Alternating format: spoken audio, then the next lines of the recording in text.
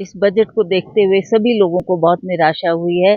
हमें लगता है कि ये एक तरह से बंदर बांट की गई है। बिहार को बड़ा भारी महत्व दिया गया है क्योंकि केंद्र सरकार भी ये देख रही है कि अगले चुनाव बिहार में होने जा रहे हैं, इसलिए उन बिहार के लोगों को खुश करने के लिए उन्होंने सारा फोकस अपना बिहार पे रखा है। जहाँ तक हिमाचल प्रदेश की बात है, मुझे बहुत निराशा हुई। हमें भी आशा थी कि हमने बार बार ये बात केंद्र सरकार से उठाई कि इतना डिजास्टर होने पर केंद्र से हमें कोई राहत नहीं मिली, तो हमें लगा कि कुछ ना कुछ वो बजट में इसका प्रावधान करेंगे। आप देखें कितने लोगों की जानें गई, कितना भारी नुकसान हुआ, तो इसलिए हमने इस बात को पहले भी उठाया और हमें लगता था कि केंद्र सरकार इस पे गौर करेगी और हमें कुछ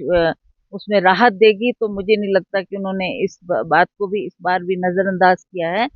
और जहाँ तक किसानों बागवानों की बात है, आप देख रहे हैं पूरे देश में कितनी मांग उठी है, खास करके हमारे पंजाब हरियाणा के किसान, उन्होंने रास्ता रोको, रेल रोको आंदोलन भी किया और बार अपनी मांग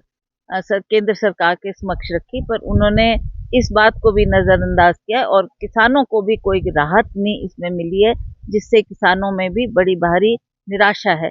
दूसरी बात, हमारे हिमाचल प्रदेश में अधिकतर बागवान लोग रहते हैं और बागवानों ने भी ये मांग की थी, केंद्र सरकार के समक्ष भी हमने ये मुद्दा बार बार उठाया कि बाहर से जो आप सेब या अन्य फल का इंपोर्ट कर रहे हैं उस पर 100% ड्यूटी लगनी चाहिए, ताकि हमारे लोगों की जो पैदाइश है उसको मार्केट में आए और उसकी कुछ वैल्यू बने।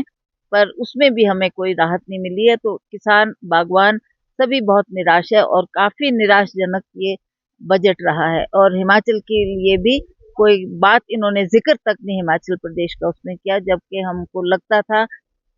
कि जिस बात को हम 2 साल से उठा रहे हैं कि हमारे देश के लिए पैकेज दिया जाए, वो भी इन्होंने कोई विशेष पैकेज डिजास्टर के लिए हमें हिमाचल प्रदेश के लिए नहीं दिया। जिस समय जब बजट हो रहा था और मैं भी उस वक्त एमपी थी,